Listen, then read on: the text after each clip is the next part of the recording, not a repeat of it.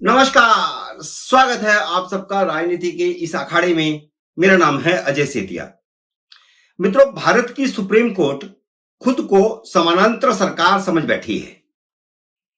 Supreme court के जजों को इतनी भी समझ नहीं है कि भारत में लोकतंत्र है, उसका या मोदी सरकार का या किसी केजरीवाल का कोई तानाशाही पूर्ण हुक्म नहीं चलेगा।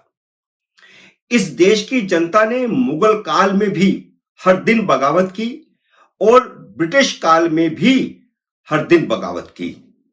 अगर कोई सरकार, कोई सुप्रीम कोर्ट जन भावनाओं के खिलाफ हुक्म देगी तो हुक्म अदूली भी होगी। आज मुद्दा हिंदुओं की जन भावनाओं का है। हिंदुओं से कहा गया कि दीपावली पर पटाखे नहीं चलाएं। ऐसा ही एक हुक्म जवाहरलाल नेहरू ने डॉक्टर राजेंद्र प्रसाद को दिया था कि वह सोमनाथ मंदिर का उद्घाटन न करें। नेहरू समझते थे कि लोकतंत्र में प्रधानमंत्री सबसे बड़ा होता है, इसलिए उन्होंने राष्ट्रपति डॉक्टर राजेंद्र प्रसाद को मूर्खतापूर्ण हुक्म दिया। तो डॉक्टर राजेंद्र प्रसाद ने उनका हुक्म नहीं माना। वैसा ही हुक्म सुप्रीम कोर्ट के जजों ने हिंदुओं को दिया कि दीपावली पर पटाखे नहीं चलाए जाएं। तो दिल्ली के हिंदुओं ने भी वही किया जो डॉक्टर राजेंद्र प्रसाद ने किया था।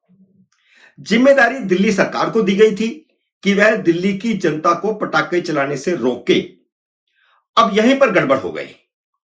केजरीवाल, आतिशी मार्लेना और गोपाल राय खुद को पंडित नेहरू समझने लगे। दिल्ली की जनता इन्हीं को तो सबक सिखाना चाहती थी। दिल्ली की जनता के लिए इस बार ट्रिपल खुशी का मौका था। एक तो परंपरागत दिवाली, दूसरे राम जन्मभूमि पर भव्य श्री राम मंदिर बनने के बाद पहली दिवाली, तीसरा अरविंद केजरीवाल का इस्तीफा हुआ। तो दिल्ली की जनता ने कहा कि जान छूटी।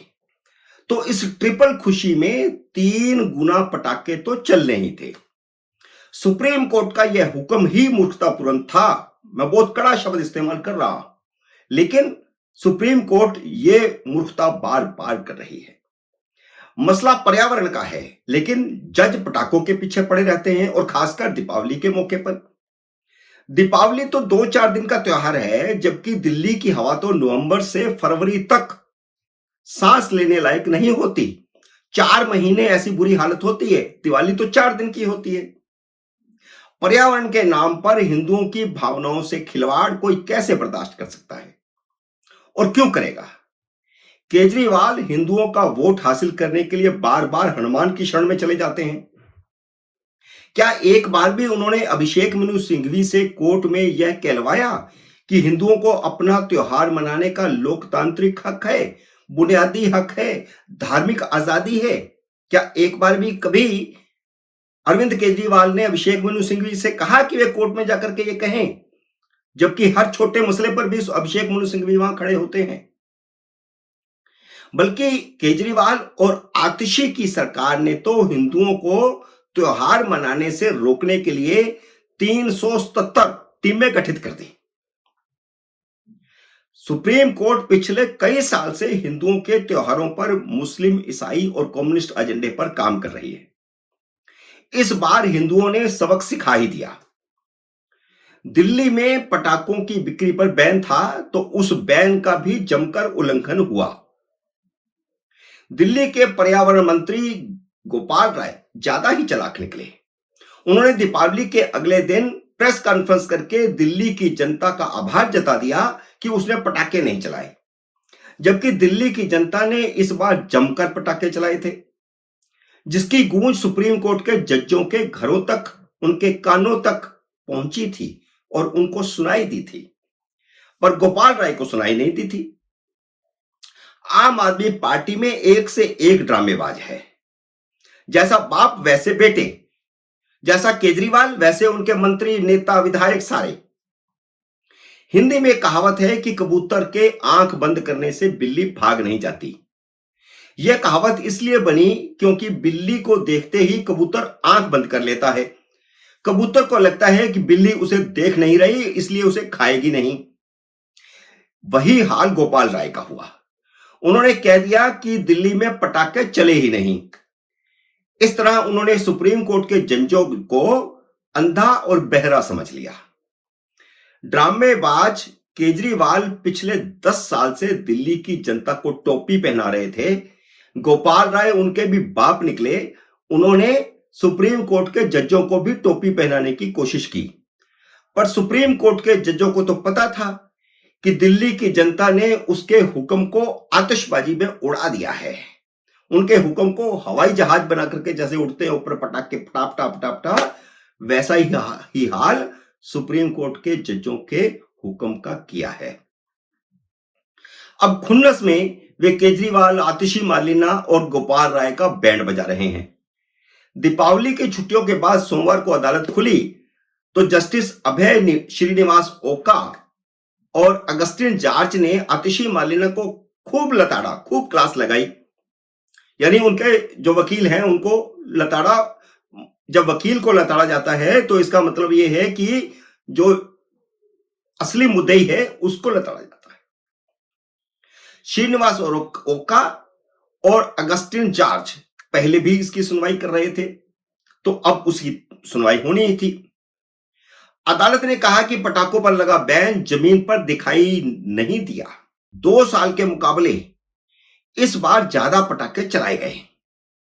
जजों ने दिल्ली सरकार और दिल्ली के पुलिस कमिश्नर से हल्फिया बयान मांगा है कि वे बताएं कि अगले साल पटाखों पर कैसे बैन लगाओगे। एसओपी बताओ। इस बार ज्यादा पटाखे चलाए गए, पिछले 2 सालों से ज्यादा।